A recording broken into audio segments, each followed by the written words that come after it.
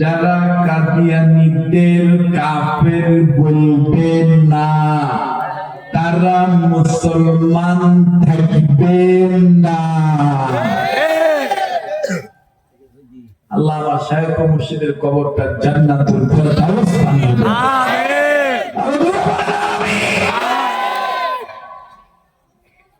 এই জন্য তো এক সাধক কইছে চিনি নাই তো মরে গেছে অনেক আফসোস করতেছে। ওরে চিনিলে যদি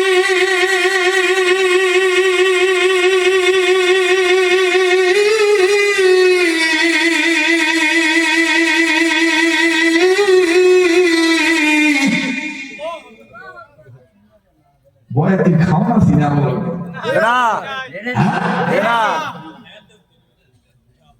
এক কাপ চা লাগছে, পানি লাগছে, বরকত দেওয়ার মালিককে ফজর পর্যন্ত যদি চিল্লাই দিতে একটা কাশি দিতে দেখবেন না।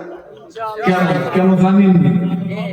আহমদ শফি রহমতুল্লাহ আলাইহি সমস্ত আলেমদের মাথা হাতাইছে, শরীর হাতাইছে, ফুল দিচ্ছে মাথায় বোতলে, আর আমারে বলতেন মৌলভী সামনে আমি কাছে যাইতাম। হুজুর আমার মুখের কাছে হুজুরের মুখ নিয়া এভাবে মুখ বেড়া দিয়া বইতো জবান খোলো আমি দম করব তোমার জবানে। তোরি আল্লাহর ফুয়ের বরকত আছে না নাই? জনগণ আছে না? এই জন্য সাধক বলেছেন ওরে চিনিলে যদি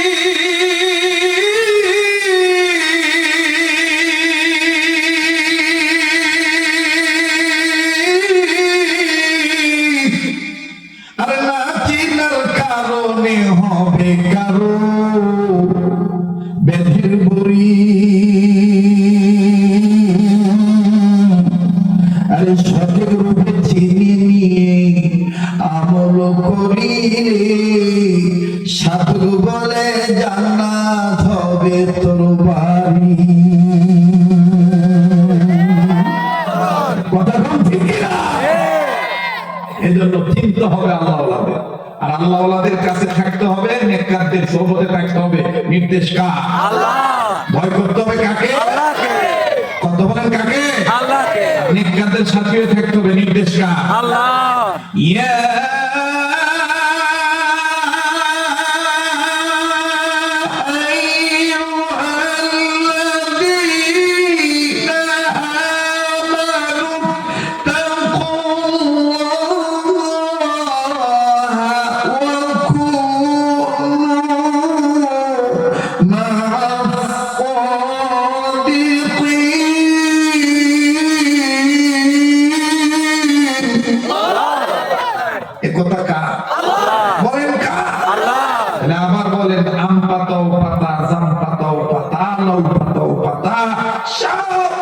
দামি পাতার নাম হলো গোলাপের পাতা। মনে আছে কি? আল্লাহ আমাদের সবাইকে আল্লাহ তৌফিক দান করুন। এজন্য নামার আগে মুনাজাতের আগে একটা দাওয়াত দিতে চাই। আমরা খুব খেয়াল করবেন, কোন দিকে নজর দিবেন না, খেয়াল করে শুনবেন। জীবনের শেষ কথা বলতেছি, আমার মুরব্বীদের পক্ষ থেকে বলতেছি, সুন্নতের ফেরিওয়ালা হয়ে আমরা সব মানুষ তিনটা সম্পদ চাই। বলেন কয়টা? নাম্বার 1, জীবন ভর সুস্থ থাকতাম চাই, ঠিক না ভাই? নাম্বার 2, কারো কাছে যেন মরণের আগ পর্যন্ত হাত পাততে না হয়, অভাব যেন না হয়। নাম্বার 3, মুসলমান হিসাবে মৌতের সময় কালেমা পড়তে পড়তে ঈমানের সহিত মরতে চাই। কথা বলেন ঠিক কি? তাহলে আমার সাথে বলেন ইয়া আল্লাহ। বলেন বলেন, খালেদ দিলে বলেন ইয়া আল্লাহ। রোগ মুক্ত জীবন, বলেন ইয়া আল্লাহ। রোগ মুক্ত জীবন, ইয়া আল্লাহ। অভাব মুক্ত জীবন, ইয়া আল্লাহ। ঈমান যুক্ত মরণ, খেয়াল করি আল্লাহর কাছে বলেন শেষ রাত্রে বলেন ইয়া আল্লাহ রোগ মুক্ত জীবন, অভাব মুক্ত জীবন, ঈমান যুক্ত মরণ আমাদের নসিব করে ইয়া আল্লাহ। নবীজির তুফাইলে দোয়াগুলি কবুল করে এই তিনটা সম্পদ পাবেন। একটা আমল যদি আপনার মধ্যে আপনি ফিট করেন, সব সুন্নতি বরকত না, তার মধ্যে একটা সুন্নত আমি আপনাদেরকে বলে দিব। বলবো খানা খাওয়ার আগে পরে 2 হাত কবজি পর্যন্ত ধৌত করা। কয় হাত? জোরে কোন? একটু বলেন না, কয় হাত? কোন পর্যন্ত? কোন সময়? কোন সময়?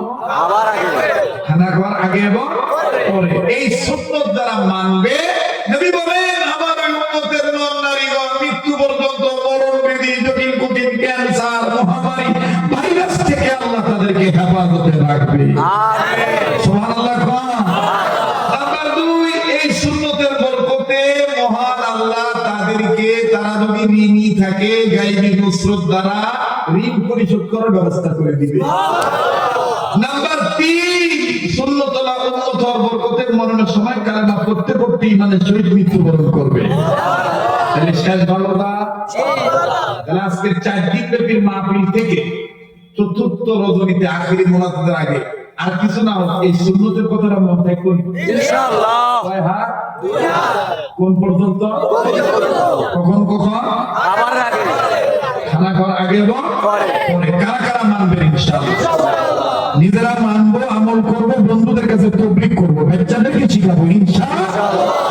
এইরকম সহজ সহজ সুন্নাত আমার শাইখের নির্দেশে আমি এই কিতাবটার মধ্যে লিখেছি। যেই ঘরে বরকত নেই রূপবালা মসরত ফুরায় না। যদি এই শেষ সময় আপনার কাছে থাকে, যদি টাকা থাকে তাহলে নিয়ে যায়, আর না থাকলে অন্তত বলায় 10টা ঘরে যদি আমার এই 10টা কিতাব চায়, আসলে মনে এটাই নাজাতের ছিল হতে পারে। কথা বলেন ঠিক কিনা? কোন সুন্নাত পালন করলে নবীদিকে স্বপ্নের মাধ্যমে দেখতে পারবেন? আমার ভাইয়া সহজ সহজ সুন্নাত, কেমনে খানা খাইবেন, কেমনে মিসওয়াক করবেন, কিভাবে আপনি মাথার চুল আশ্রাবেন, টুপিটা কোন হাত দিয়ে ধরে মাথা দিবেন, কোন পায়ের জুতার স্যান্ডেল আগে পরিধান করবেন, কোন মসজিদে ঢোকার আগে কোন পা দিয়ে ঢুকবেন, আর বের হওয়ার সময় কোন পা দিয়ে বের হবেন, সব এরকম সহজ সহজ সুন্নাত এই কিতাবটার মধ্যে দেওয়া আছে। আমি বলবো আমার ভাইরা যে ঘরে রহমত বরকত নাই, রূপবালা মসরত ফুরায় না, আপনি সেই ঘরে বাবা হয়ে, ছেলে হয়ে, ভাই হয়ে, বন্ধু হয়ে, বন্ধুদের বাড়িতে একটা কিতাব আপনি গিফট করবেন, হাদিয়া পৌঁছাবেন ইনশাআল্লাহ। আমার এই বইটার মধ্যেই দ্বিতীয় শেষ পৃষ্ঠার নিচের দিকে হোয়াটসঅ্যাপ নাম্বার, মোবাইল নাম্বার দেওয়া আছে।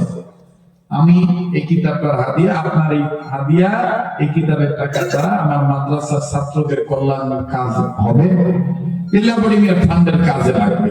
আপনাদের কাছে যদি থাকে সুন্নতুল্লাহ উম্মত হওয়ার জন্য ওয়াজ শুনেও গেলে বাড়িতে কিতাবটা নিয়ে যাবেন, ছেলে মেয়েকে নিয়ে, ভাই বন্ধুদেরকে নিয়ে তালিম করবেন, আল্লাহ কবুল করবেন। মাত্র 100 টাকা হাদিয়া। বলেন কত টাকা হাদিয়া? 100 টাকা।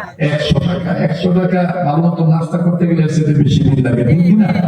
তো আপনি একটা কিতাব মোনাজাতের পরে যারা প্রয়োজন মনে করেন আমার কাছ থেকে নিয়ে যাবেন মোনাজাতের পরে ইনশাআল্লাহ। আমি আবারও বলছি, যদি কোনো কথায় কোনো আচরণের কষ্ট দিয়ে থাকি মাফ করে দিন, বেঁচে থাকলে আবার দেখা হবে ইনশাআল্লাহ। ভাই কিছু বলবেন? জি, একটা 24